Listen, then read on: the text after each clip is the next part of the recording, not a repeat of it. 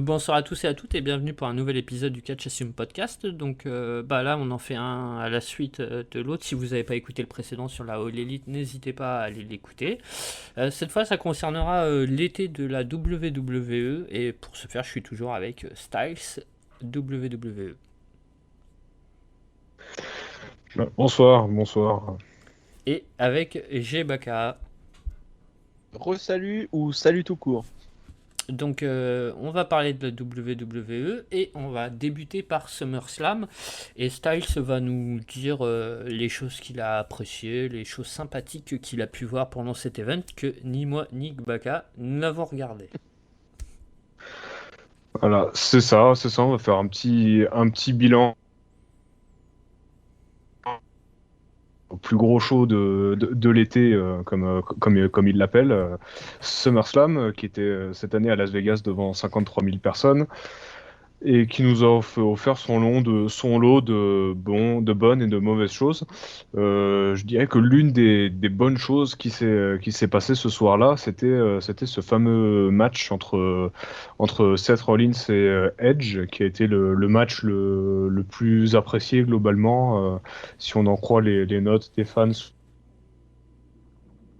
les notes des journalistes, tout ça. Donc voilà, un match, bon, c'était un petit moment, donc j'essaie de piocher dans mes souvenirs, mais le match qui globalement était le mieux rythmé, le plus propre. Edge qui a fait un travail monstrueux même sur la feud complète, où, où il a construit un storytelling très intéressant, qui a amené même jusqu'à cette entrée version Brood avec voilà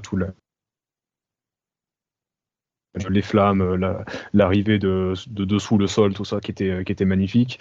Qui a, il a, j'ai trouvé j'ai trouvé qu'il a fait un travail sur son personnage qui était exceptionnel, parce que il est allé jusqu'à dire, voilà, Seth Rollins, je me reconnais beaucoup en lui dans ce qu'il fait, mais justement pour essayer de le battre, je vais être obligé d'aller piocher dans ma partie sombre.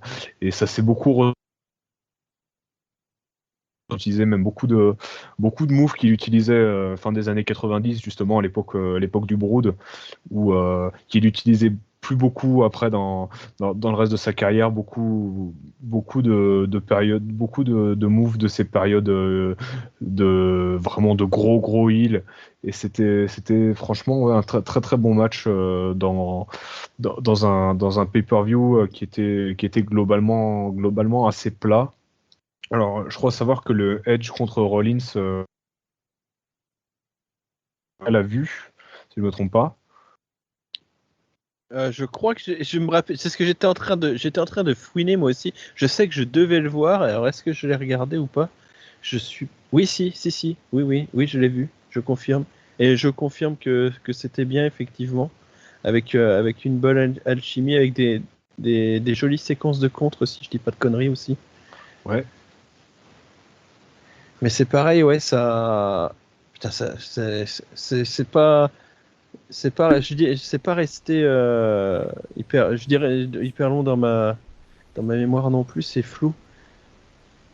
Mais il m'avait laissé une bonne impression, je pense, autour du 4 star, pardon, ou quelque chose comme ça. Je sais plus ce que j'avais dit Ouais, sur le faux. sur le forum. Ouais.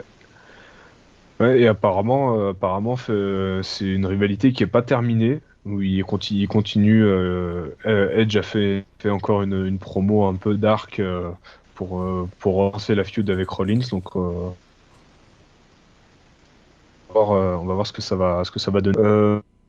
Beaucoup parlé de début, de retour, tout ça, dans le podcast précédent sur AEW, que tout le monde peut aller bien sûr écouter après celui-là. Euh, et le show s'est terminé sur le retour de Brock Lesnar, parce que je vais continuer sur les points positifs avant d'aller vers le négatif. Le retour de Brock Lesnar, donc, qui vient pour affronter Roman Reigns, le nouveau client de Brock Lesnar, qui est revenu. Alors physiquement, j'ai l'impression qu'il a quand même beaucoup séché, hein, au niveau des épaules. On le voit même plutôt pas mal.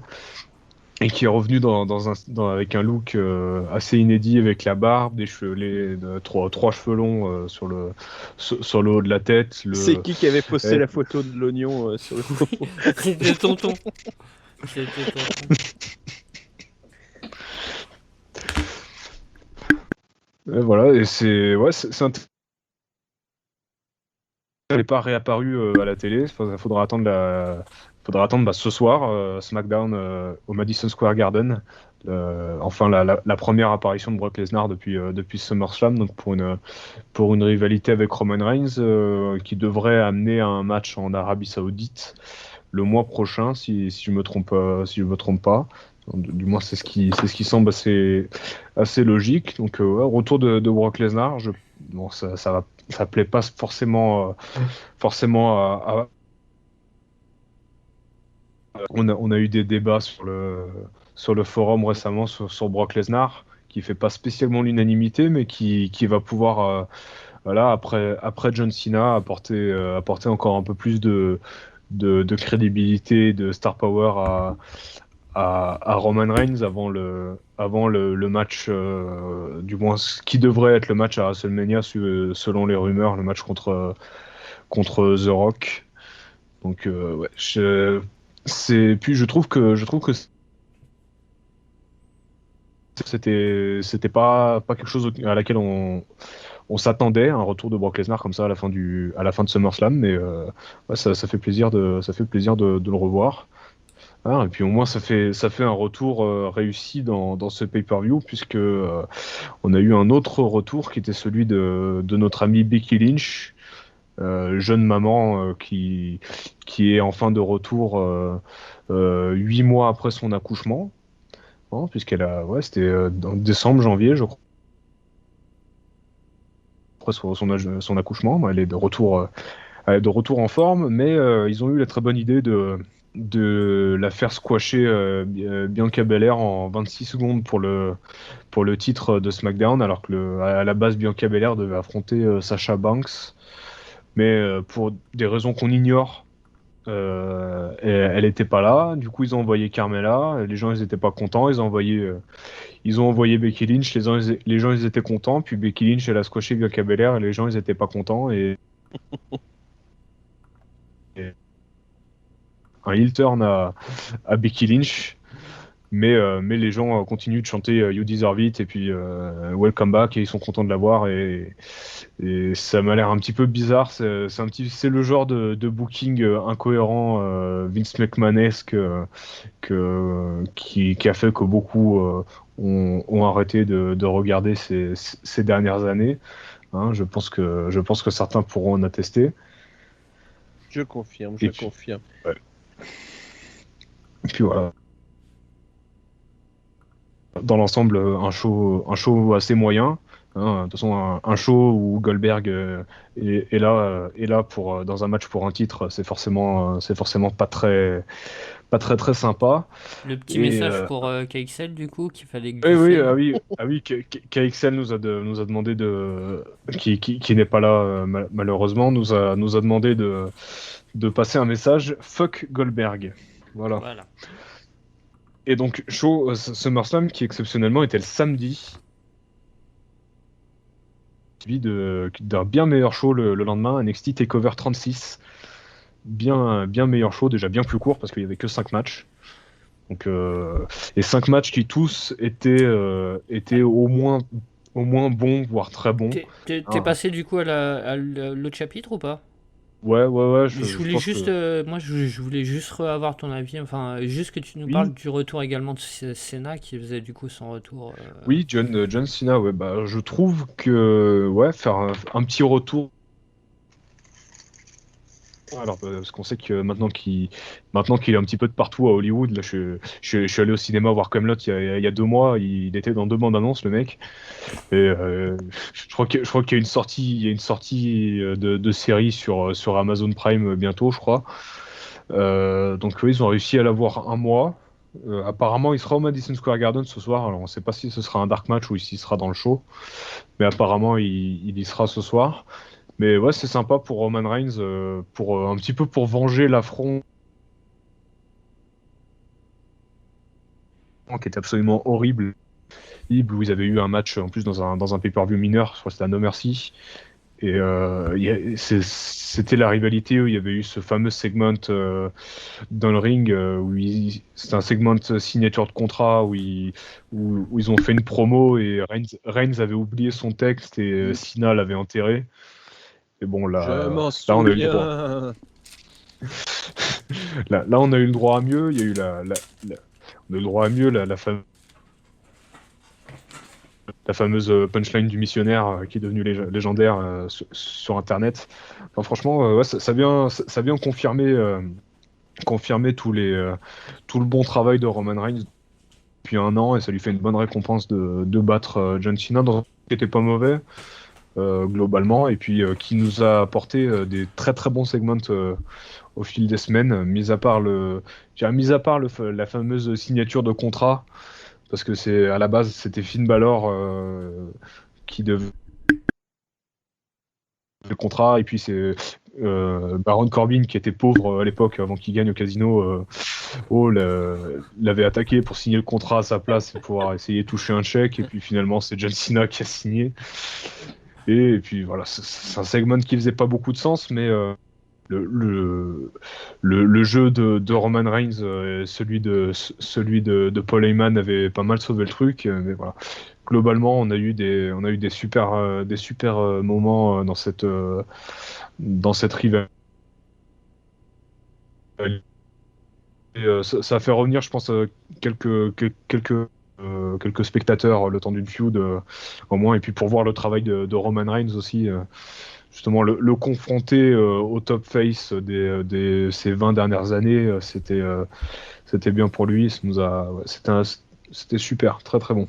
Parce que pour le coup, tu vois, moi je pense que lui, vraiment, il peut avoir sur le long terme, moyen, bon, je sais pas si c'est sur le long terme, mais moyen et court terme, je pense qu'il est beaucoup plus bénéfique le retour de Cena que le retour de Lesnar, qui lui est tellement trop clivant pour.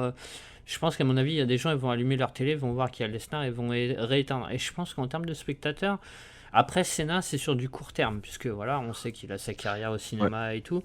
Mais le faire revenir comme ça sur un mois régulièrement à la télé sans forcément le faire, je pense que ça a plus de sens positif, de trucs positifs que de faire revenir Lesnar tous les mois, parce qu'il sera pas pendant les weekly. Je me faisais, quand tu me disais il va être à SmackDown, toute la première réaction, oh, putain, Lesnar qui fait un weekly, merde, qu'est-ce qui se passe? Ah oui, on est au Madison, ah oui, bah, d'accord, c'est pour ça, parce que sinon... Et ouais. Et tu vas même dire qu'il va catcher, je l'époque, parie. Comment? Il va même catcher, je non, parie, au Madison. Non, weekly. pas Ah. quand même. en weekly. Ah oui, merde, Pas pardon. en weekly. Il a pas catché en weekly depuis 2004, mais D'accord. non, déjà à l'époque il apparaissait plus en weekly que ce que je me rappelle, hein. Mais là, ce qui est intéressant, ce sera après, ce sera un petit peu plus pour le public qui est déjà là, mais ce sera toute cette histoire autour de Paul Heyman qu'ils ont commencé à raconter, justement, où est-ce que va se positionner, tout ça. C'est ça qui fait un petit peu l'intérêt de la feud. Puis, et puis au moins, c'est un match Roman Reigns contre Brock Lesnar qui va intéresser. Les derniers matchs, personne n'en voulait. Donc, au moins, au moins, ça arrive à une époque où Roman Reigns est accepté et où Brock Lesnar n'a pas la ceinture. Donc, il sera plus accepté que si c'était lui le champion. Bon, du coup, on va passer au chapitre Takeover maintenant. Ouais, Takeover, ouais, qui a eu lieu le dimanche, donc le lendemain de SummerSlam, avec donc 5 matchs, que j'ai trouvé. Cameron Grimes et LA Knight pour le titre Millions. LA Knight qui clairement devrait être à Raw ou SmackDown déjà, parce il est exceptionnel. Bon, c'est vrai qu'il y a des moments où il se prend un petit peu pour Stone Cold, mais il fait du super boulot, et je pense que tu peux t'en servir comme un bon upper mid-carder déjà à Raw ou à SmackDown. Cameron Grimes qui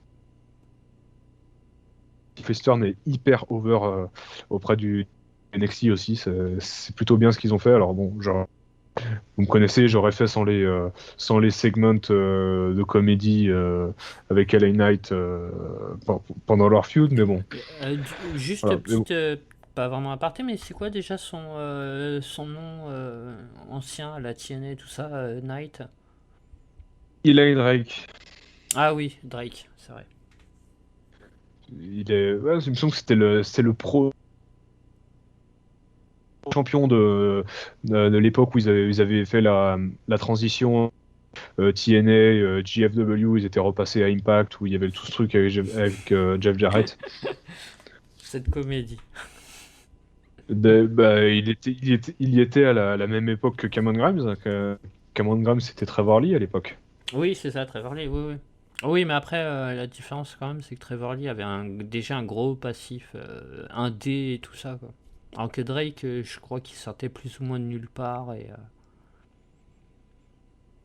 Et alors que Lee, lui, était passé à PWG notamment. Il avait même peut-être eu quelques matchs à la ROH. Enfin, c'est pas tout à fait la même. Mais ouais, ouais. Mais, et donc, du coup, oui, reviens sur tes. Ouais, donc ouais, voilà, un très très bon opener c'est une belle mise en bouche. Ensuite, ouais, je vais passer vite fait sur le match Raquel Gonzalez contre Dakota Kai, que bon, certainement le meilleur match de Gonzalez je dis depuis le début que je la trouve pas prête pour être championne, mais vu le niveau global de la division féminine d'NXT, ouais, je pense qu'il y aurait mieux, mais je pense que c'est pas non plus le pire. Et Ah puis ouais, non, mais après le match, parce il y que, a eu le attends. début de Enfin, t'as quand même encore des sacrées catcheuses là-bas. Io, t'as Ouais, Tony, rien. Io t'as. Shirai. Non, Oui. Tony Ouais. Storm, elle est à SmackDown. Ah, d'accord, autant pour moi.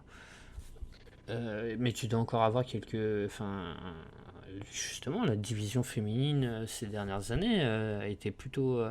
Ah oui, t'as Kairi Sane aussi qui est retournée au Japon. Ouais, non, ouais, il faudra regarder, mais Ouais, moi non, il me semblait parce que non, mais quand je. à NXT, ils ont tellement vidé le roster Hmm. féminin d'NXT qu'ils ont été obligés de faire redescendre Mandy Rose. Donc, Ah, ils ont c'est fait pas Kay- venir bon Kylie signe. Ray Kaylee Ray aussi, ouais, j'allais dire. Bon, après, c'est un ils ont peu fait plus venir quand même. Kylie Ray, ouais, De UK, je suppose. je pense que, ouais, ouais. Bah oui, bah, elle était championne jusqu'à ce que Meiko Satomura lui prenne le titre il y a quelques mois. Quelques semaines, quelques mois, Ah, je sais plus. je l'ai connue, je l'ai regardée en Euh, stream à la Pro Wrestling Ave quand elle avait genre 17, 18 ans, un truc comme ça. Parce qu'avant, elle était en Angleterre à la Pro Wrestling Ave. Et putain, et à l'époque, je regardais je mettais la main au portefeuille, 15 € l'event pour le regarder en live. À l'époque où Emi Sakurai et compagnie passaient là-bas. Et, euh, et je l'ai connue quand elle était gamine. Enfin, remarque, maintenant, elle doit pas être bien grande non plus. Hein. Elle doit avoir 22, 23, quelque chose comme ça. Mais, ouais, ouais, dans ce zoo-là. Hein. Avec son gros accent de Glasgow, là, souvent, tu la comprends pas ce qu'elle dit, mais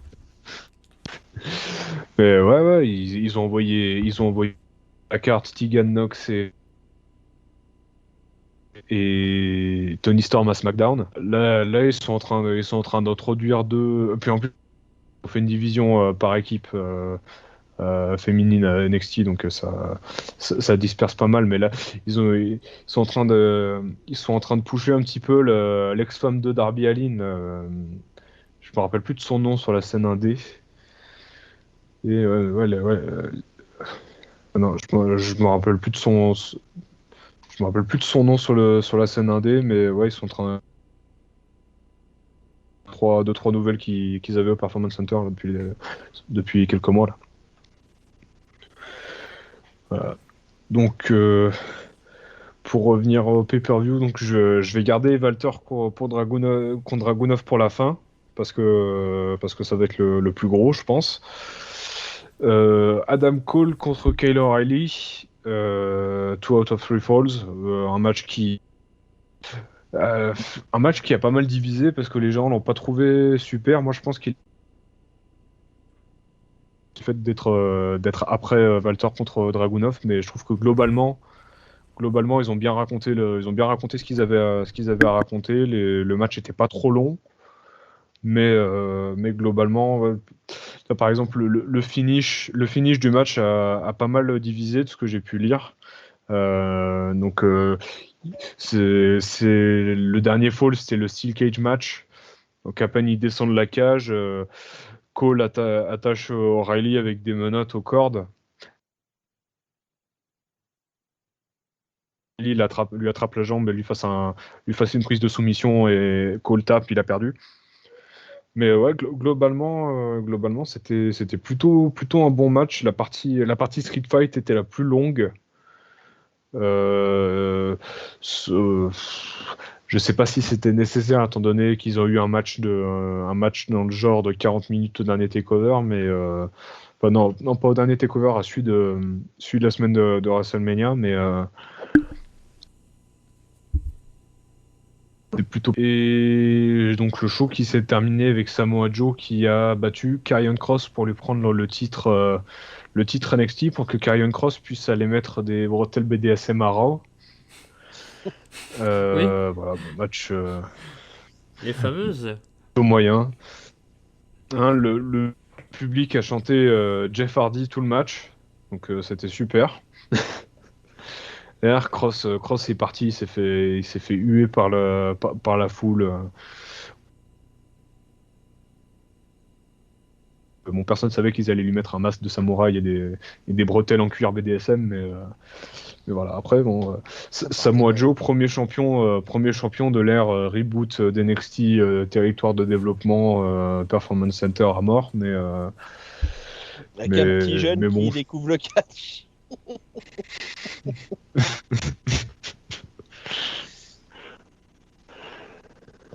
Et justement, petit jeune qui découvre le 4, je pense que le petit jeune qui découvre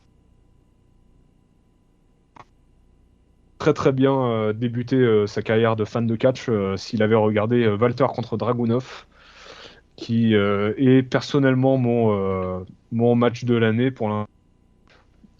Super match, vraiment, qui a duré à peu près une demi-heure. Pour moi, Walter, euh, c'est l'un des meilleurs catcheurs du monde. Clairement, c'est peut-être même le meilleur worker qui en activité actuellement. Dragunov a fait un super travail sur son gimmick leur match à NXT UK qui était déjà exceptionnel à l'époque. Là, ils ont eu un match très différent quand même. Parce que c'était moins de la brawl, c'était un petit peu, il y avait plus de chain, il y avait du mat à un moment donné, puis dans l'intensité, ils sont allés crescendo. Par exemple, leur match à NXT UK, ça avec Dragunov qui saute sur Walter à moins de 30 secondes, il y avait déjà il avait déjà pris une énorme chop. Là, c'est allé un petit peu plus crescendo, un petit peu voilà, au début du match où il se sonde un petit peu voilà, comme on peut voir dans beaucoup de vrais combats, en réalité, ouais, souvent on voit ça dans le MMA, les premiers rounds où les, les deux essaient de voir quelle est la stratégie parce qu'il a décidé d'y aller. Et voilà, c'est un match, moi, il en faut énormément pour me faire marquer devant un match. Là, clairement, je pense que si j'avais pas été, si j'étais tombé dessus sans connaître le catch, sans savoir que c'est pas vrai, j'aurais, je pouvais y croire, quoi. Et puis, euh, pour moi, le match est tellement bien construit, tellement bien, tout s'enchaîne, c'est tellement fluide que bah, t'as même pas l'impression qu'ils communiquent pour se dire tiens on va faire tel spot, faut que je me déplace là, faut que je fasse ci, faut qu'on coopère, tout ça, ça va. Voilà, c'est du catch tel que je le conçois, moi, personnellement. Vraiment, c'est-à-dire voilà, un combat prédéterminé le plus crédible possible. Voilà, t'arrives à la fin du match, ça a duré. Il se battait pas vraiment. C'était super. Et si on m'avait dit avant le match, Walter va perdre par soumission, il va abandonner, je l'aurais pas cru. Ou alors je me serais dit que c'était une idée de merde. Et ils ont tellement bien amené le truc et le spot est tellement bien fait parce qu'il y a ce Dragunov qui tente de faire qui tente un sleeper sur et Walter arrive un petit peu à s'en dégager, puis Walter est par terre à quatre pattes, il mange des coups dans le dos, dans la nuque, et dans ses expressions, dans la manière dont Walter le vend, t'as l'impression que dans sa tête, il sait qu'il va perdre. Et Dragunov arrive à le relever en plus. La manière dont il le relève avec les jambes de Walter et Walter qui tape, c'était tellement bien fait que bah du coup bah ça passe et c'était super. C'est l'un de mes matchs préférés de tous les temps. Voilà. Bravo messieurs. Est-ce que tu veux que je te fasse un petit peu redescendre Walter de son échelle? Est-ce que tu savais qu'il avait lutté à la PWG? Tu devrais voir des matchs de la PWG de Walter. Ça va te faire bizarre. De ça, mais j'ai pas non plus l'intention de regarder de la PWG juste pour Walter. Hein. Parce que c'est la PWG et que je crois savoir à quoi m'attendre dans le ridicule, mais... Ah bah là, il va en prendre un coup, ton Walter. Ouais, justement... Tu vas avoir mal à ton Walter. Ouais, bah justement, je veux garder le Walter d'NXT, tellement il est bon. Voilà. À toi, Baka, du coup, est-ce que tu veux parler de ce match également? Oui, parce que moi, du coup, je l'ai regardé aussi parce que effectivement, j'avais vu leur match à NXT UK l'année dernière qui était effectivement très bon. Et du coup, je note qu'il faudra que je rattrape celui que j'ai pas vu contre le lutteur anglais dont le nom m'échappe, mais qui est Taylor numéro- Bate. Voilà. Ah, Bate. Taylor Bate. NXT TakeOver Cardiff, juillet 2019. Voilà, donc je le rattraperai quand ma connexion arrêtera de me faire schmir. Et du coup, donc c'est ce que je disais, le match de l'année dernière, je suis d'accord avec Styles, il était plus en mode brawl. Et du coup, moi, j'avais préféré dans ce style de pur brawl l'année dernière le Suzuki Ibushi du G1, qui était dans un style aussi entre guillemets réaliste mais complètement différent. Et celui-ci, je lui ai mis moi aussi 5 stars. Parce que effectivement, je vais pas répéter tout ce qu'a dit Styles, mais au-delà du fait que les coups claquent toujours autant et que les passages de technique étaient très propres et tout, effectivement, tout faisait sens dans ce match. Mais l'air de rien, le rythme était vachement rapide parce que ça s'enchaînait les coups. Il y avait quasiment pas de pause entre les coups, entre les spots, ou que des pauses qui étaient un peu nécessaires pour vendre des coups, quoi.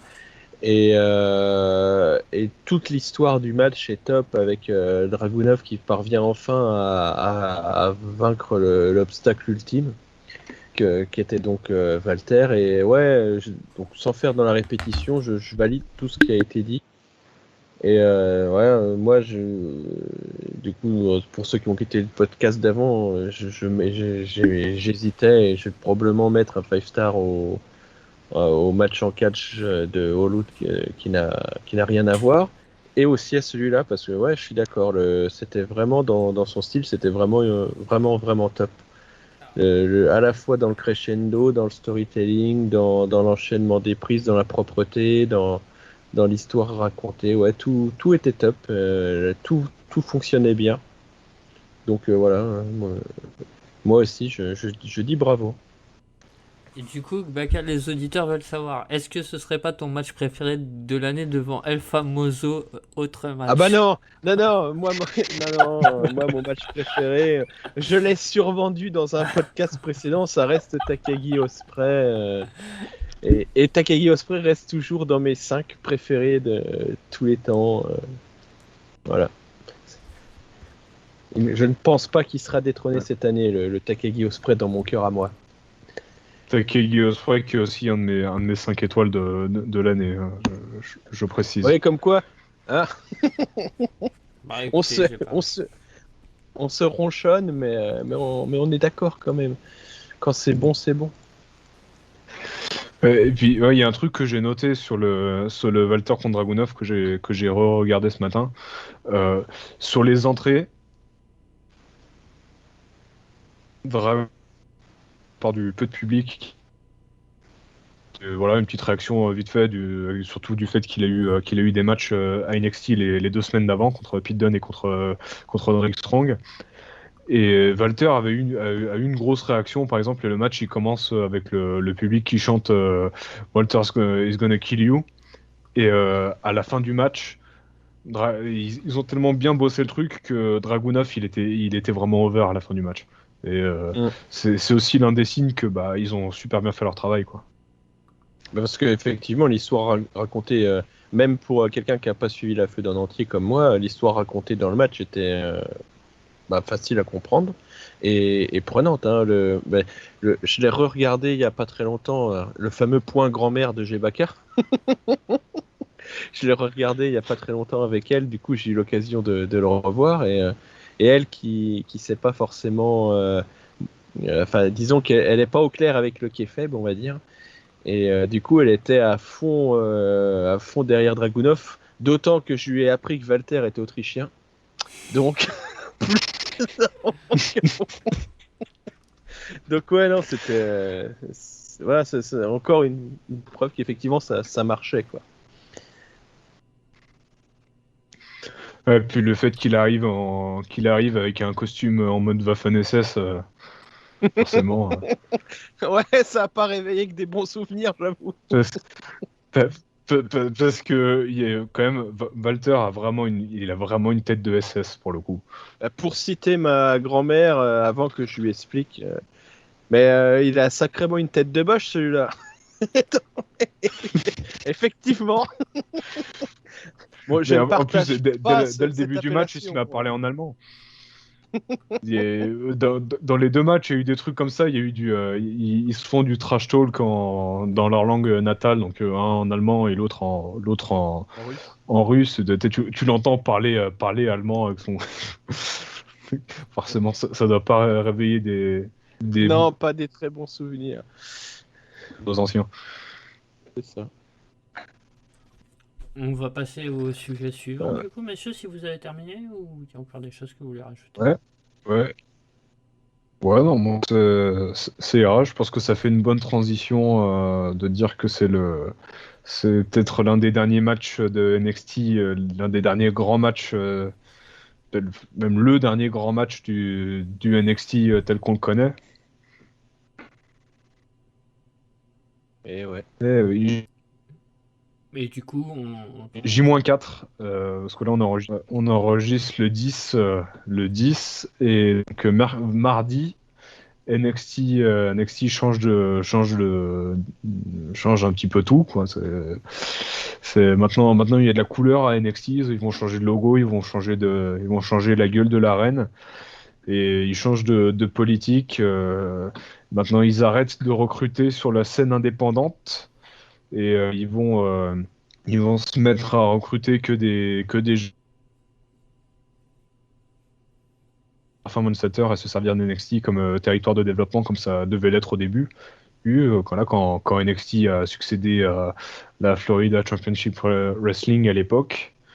Donc voilà, c'est une belle page d'NXT qui se tourne, mais qui laisse beaucoup beaucoup d'interrogations. Que va devenir NXT maintenant qu'ils changent cette politique, maintenant qu'ils ont commencé à virer pas mal de monde en plus, pas mal d'anciennes stars indé, comme par exemple 2.0 qui était à NXT, qui maintenant est à AEW. Alors, c'est quoi la stratégie de Vince McMahon avec ça?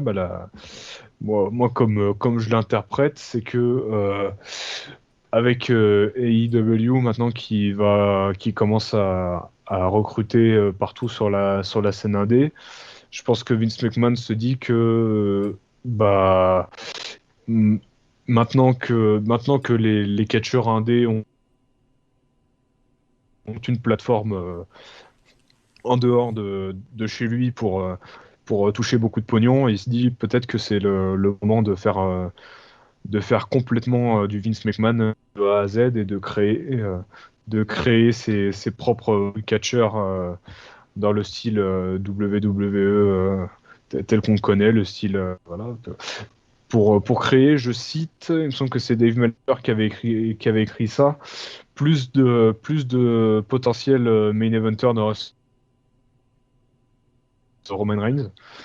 Est-ce qu'ils vont réussir? Je sais pas, mais actuellement, il y a quand même quelques Dé- noms au Performance Center Déjà, qui... déjà, si je peux me permettre, pour créer Ouais, Roman Reigns, ils ont eu du mal, hein. Donc, ouais, Ah oui, et à côté de Roman Reigns, en parlant juste de catcher over, hein, pas forcément de main eventer, par exemple les derniers arrivés à la All Elite, que ce soit CM Punk, Daniel Bryan ou ce genre de lutteurs-là, il y en a beaucoup que la WWE a créé ces dernières années, enfin quoi qu'il y en a beaucoup.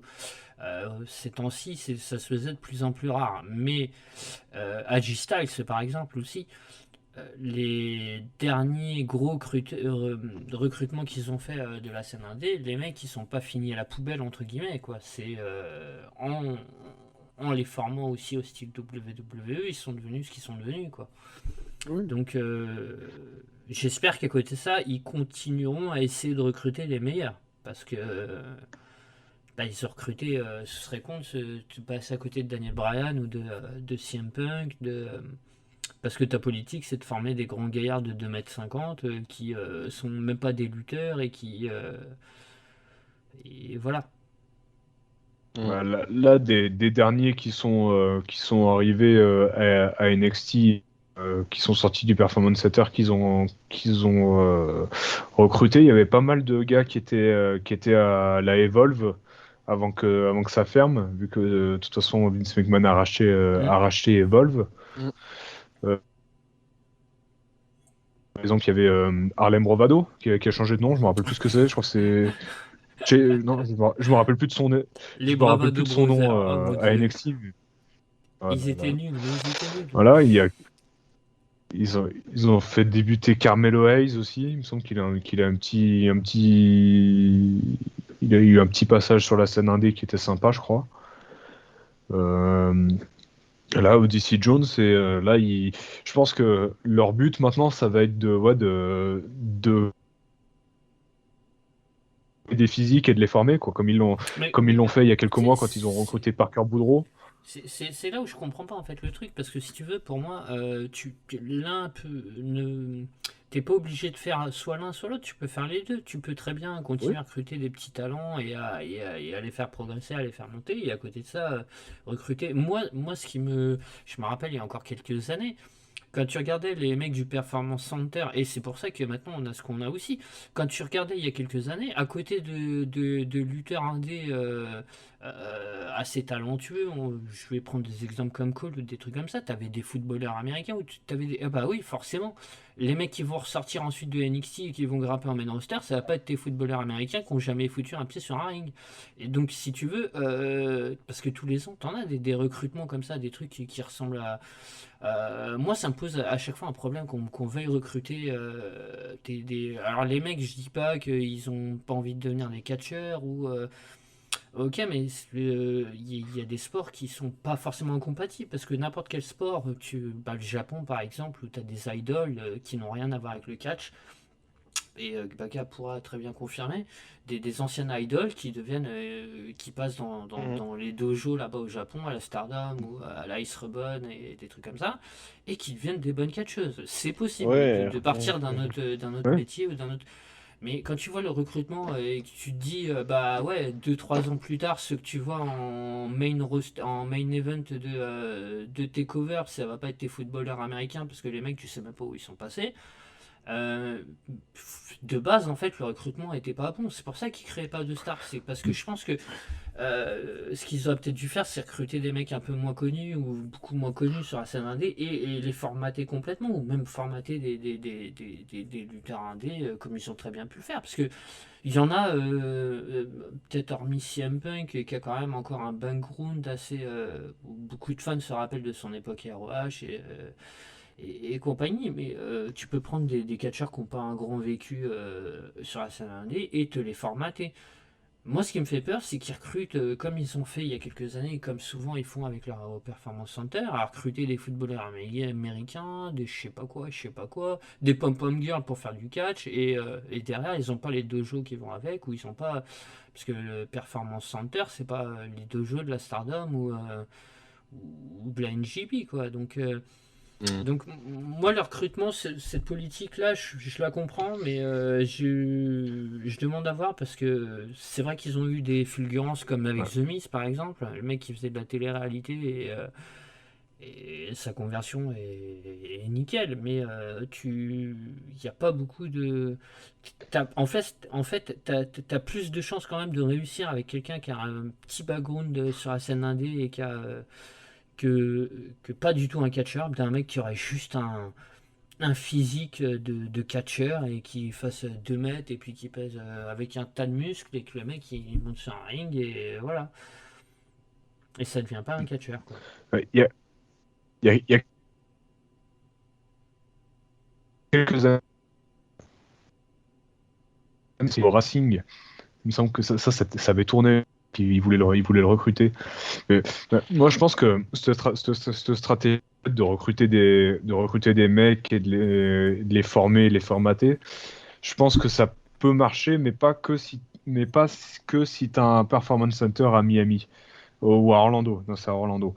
Je pense que ça pourrait à la limite marcher si tu pouvais avoir un performance center au Japon, un au Non, Mexique, non, c'est pas rentable. Tu un petit peu de rentabilises pas ton partout. Et truc. Et c'est Ouais, pour ça, bah, je pense que après, après, le- après la manière dont ils ont géré leur truc en Europe, par exemple, en Europe, ils ont des accords les, les fédérations indé, genre la Progress, WXW, tout ça, ils ont des accords avec eux.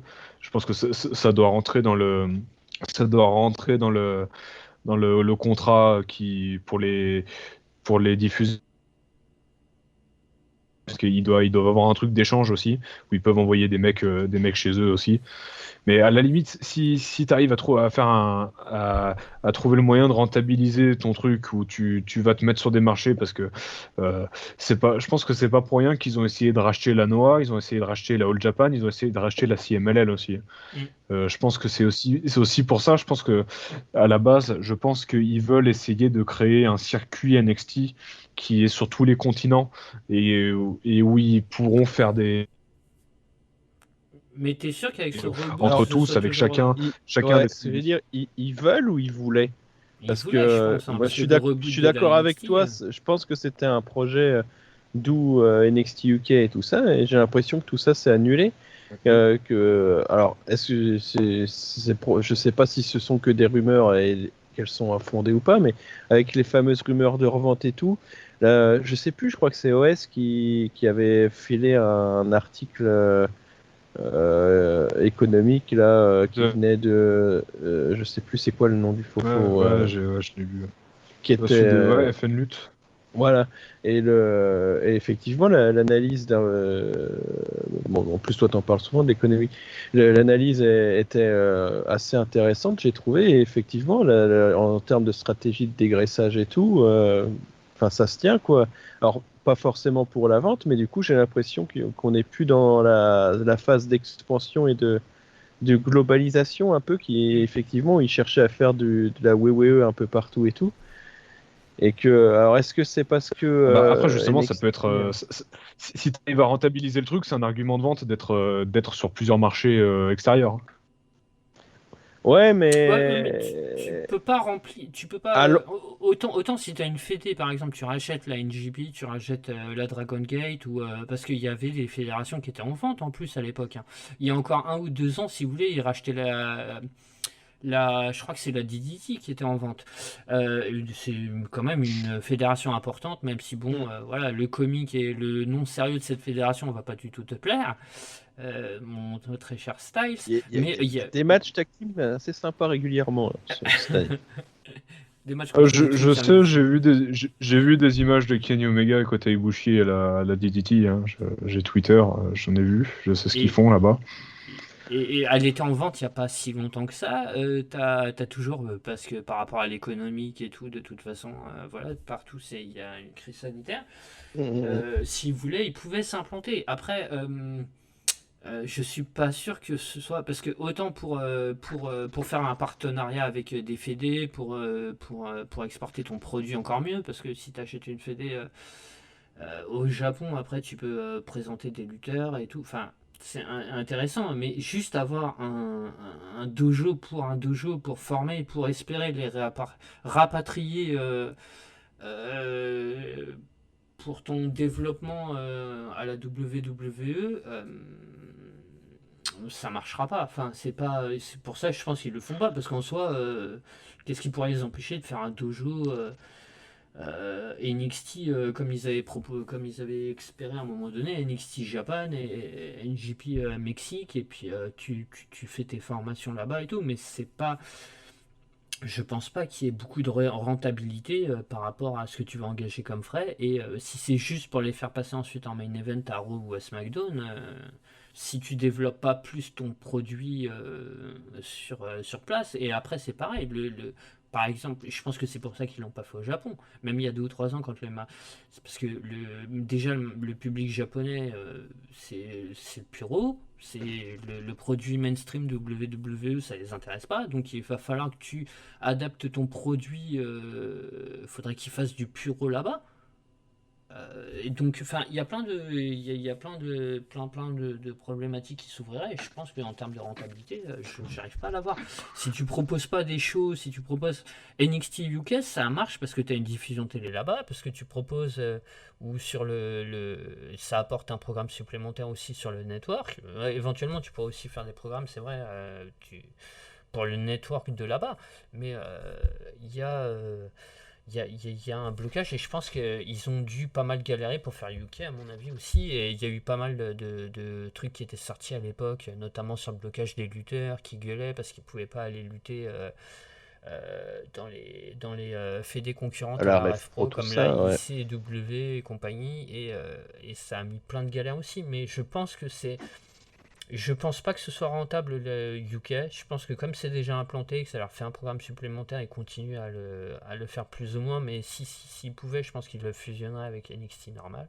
Et je pense que j'arrive pas à avoir la rentabilité, surtout avec la nouvelle idée de NXT de former toi-même tes propres. Autant que ces japonais que tu puisses former là-bas, autant que tu les rapatries aux États-Unis et que tu les formes au Performance Center, quoi. Enfin, financièrement, ce serait beaucoup plus rentable. Bah, oui, comme ils font déjà un peu, hein, d'ailleurs, il y en a de Oui, temps en temps. Et puis NXT UK, ça fait sens aussi parce il y a quand même pas d'équivalent qu'il y a aux fédérations japonaises pour le Japon. Il n'y a pas de fédération anglaise aussi forte sur le sol du Royaume-Uni, quoi. Et ça compterait aussi l'avance que commençait à faire la New Japan sur le marché européen, avec via la Rev Pro et compagnie, quoi. tu vas rajouter des trucs, Styles, ou pas? Par rapport à ce qu'on Hmm. disait, du coup. Ouais, non, mais après, ouais, mais en fait, je pense que le Japon, ouais, ça marcherait que s'ils venaient à racheter la Noah ou la All Japan qui venaient juste à gérer le truc sans amener leur style, bien sûr, là-bas. C'est en, en leur, en laissant son identité à ce qu'ils rachètent et en récupérant le personnel et les infrastructures. Après, c'est quelque chose de compliqué à mettre en place, mais qui n'est pas complètement impossible à envisager à mon avis. Après ouais, c'est vrai que le reboot d'NXT, ça laisse des questions là-dessus. Qu'est-ce qu'ils vont faire avec NXT UK? Alors pour l'instant, il n'y a aucun signe qui dirait que NXT UK ça serait terminé. Je pense que c'est bien aussi de laisser ça pour le marché européen, d'autant plus que ça doit pas coûter très très cher hein, en réalité Ouais, je suis d'accord avec toi. NXT UK. C'est sûr que ça va pas Parce que coûter cher. c'est un programme d'une heure. La BT Sport qui diffuse ça prête les locaux actuellement. C'est pas des, ouais, ils ont pas des mecs qui payent une blinde. Je Hmm. pense que à part Walter et Tyler Bate, les autres ils sont pas très très bien, ils sont pas bien plus payés qu'ils pourraient l'être à la Progress ou à la Rev Pro par Ouais, exemple. puis c'est pas Donc hebdomadaire en plus, je pense. Enfin, c'est hebdomadaire quand ils font des records, si, mais comme ils font pas tout si, le temps des records, c'est pas toutes les semaines, ouais, 24 heures sur 24, enfin, 52 semaines sur 52, quoi. ouais, ouais, ouais. Ils font des tapings pour avoir un show d'une heure toutes les semaines. Mm. Donc, ouais, puis ils ont leur performance center là-bas Hmm. où ils entraînent, euh, où ils entraînent tous leurs gars. Là, ils ont recruté un Français, là, Tristan Archer. Donc, ouais, ils recrutent un petit peu de partout en Europe. Ils font leur trou, c'est sympa. Ça leur fait une espèce de petite fédé indé européenne. Après, justement, est-ce que maintenant ça va coller à la marque NXT? Parce que justement, le NXT jusque-là, c'était une espèce de petite fédération indé qui était sous la bannière WWE, mais c'était complètement différent, quoi. Donc, alors c'est justement ce que tu disais dans le topic des audiences. Est-ce que maintenant les audiences vont pas se casser la gueule maintenant qu'on aura totalement dénaturé le produit qui a fait que NXT est, pour moi c'est la plus grosse question qui va se poser au niveau de Ah, l'audience je suis comment persuadé ça va qu'elle se faire aura- maintenant elle trouvera pas son public, hein. Je pense que ça, c'est un truc. En fait, le reboot de NXT, s'il prend la direction qu'il prend, c'est un truc. Tu peux éventuellement faire des events. Bah, en fait, comme la FCW à l'époque, quoi. T'en fais des events et tout, mais c'était pas diffusé à la télé de mémoire, la Florida. non. Et enfin voilà, tu formes tes gars là-bas Si comme peut-être une localement. fédé, comme une fédé quelconque quoi. En fait, comme une fédé, sauf que ce serait sous la bannière WWE et puis voilà quoi. Ils font leur gars. Mais moi, j'arrive toujours pas à comprendre parce que enfin, c'est comme si recruter des lutteurs indés, c'était mauvais pour toi, ou tu peux quand même très bien former des gars WWE. Alors oui, ils feront peut-être pas 2,40 m parce que t'as pas beaucoup de lutteurs qui font 2,40 m. Et encore, t'en as quelques-uns. T'en as quelques-uns quand même, hein. Du côté de la NWA, je crois qu'il y en a quelques-uns qui sont des beaux bébés. Mais tu peux quand même, si un Punk c'est pas un mastodonte, Daniel Bryan c'est pas un mastodonte, et tu peux quand même, ils peuvent quand même faire des main events de WrestleMania quoi. Enfin, Ouais, après c'est sûr c'est que un sur, peu un... sur la scène indé en fait C'est une... t'as plus beaucoup de lutteurs importants, ils ont été pris à gauche et à droite, et dès qu'il y en a un qui perce un peu, bah, comme ces derniers temps, je crois que c'était un gars qui s'appelle Zayn, si je dis pas de bêtises, pas Sami Zayn, hein, mais qui a été recruté directement par la. Dès qu'ils ont commencé en fait à avoir un peu de popularité, bim, ils sont soit recrutés à l'un, soit à côté de l'autre, soit de l'autre côté, mais et du coup, t'as plus beaucoup de. À part Tessa Blanchard, elle est pas emmerdée, ça fait plus d'1 an qu'elle a pas de boulot, et personne n'en veut.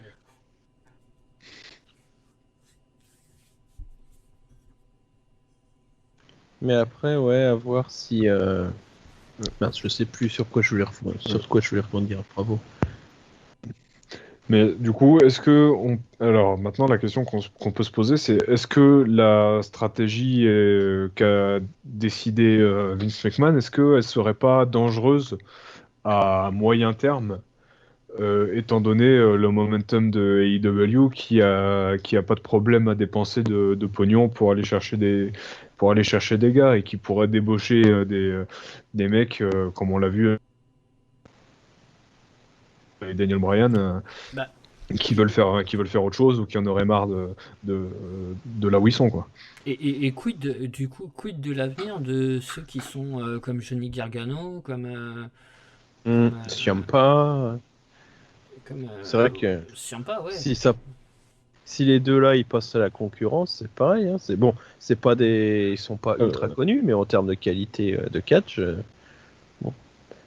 Mais c'est vrai que ça sonne un peu comme une espèce de retour. Voilà, c'est ça que je voulais dire, comme une espèce de fin de cycle, de retour en arrière avec le retour à une époque où c'est des gros gabarits.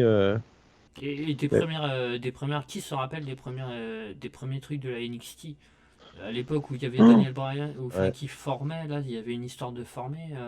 Et pareil, Ah ouais, les premières saisons de NXT, tu veux dire, oui, là, c'est avec ça. les jeux et les trucs débiles là. Oh Ouais, pitié.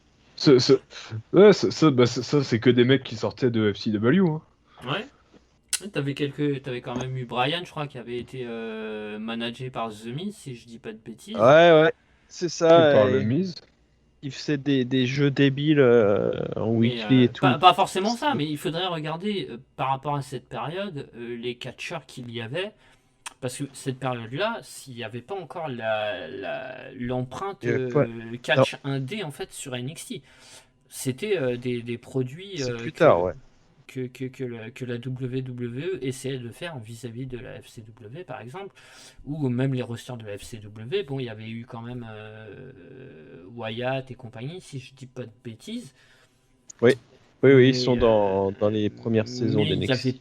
il y avait pas que ça, quoi. Il y avait pas que ça. Donc, moi, en fait, c'est surtout par rapport à. Du coup, c'est bien beau, vous recrutez plus de lutteurs indés un peu connus. Ok, qu'est-ce que vous avez recruté? Pitié, pas de footballeur américain, pas de. Enfin, pourquoi pas, mais pas. Faut pas forcer pour forcer à essayer de monter des mecs. On en a.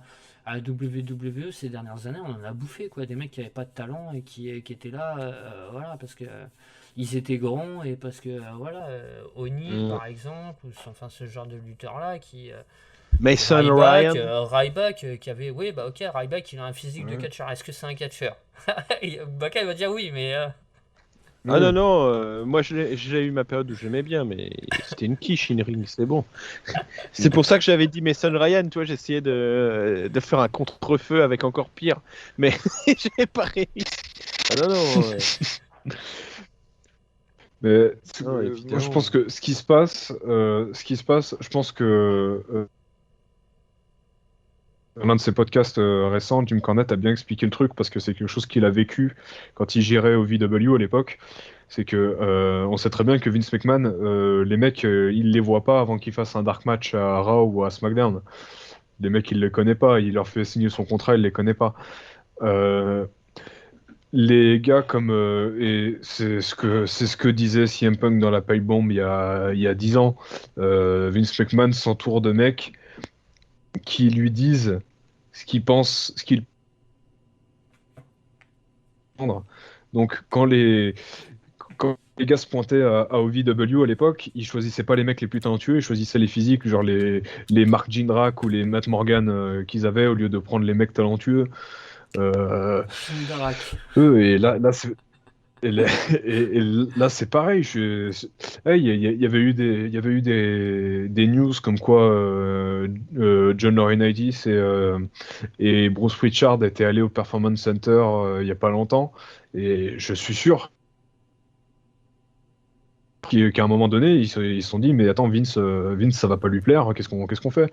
Je pense que la rumeur du Adam Cole en manager de Keith Lee, Je pense qu'ils se sont dit,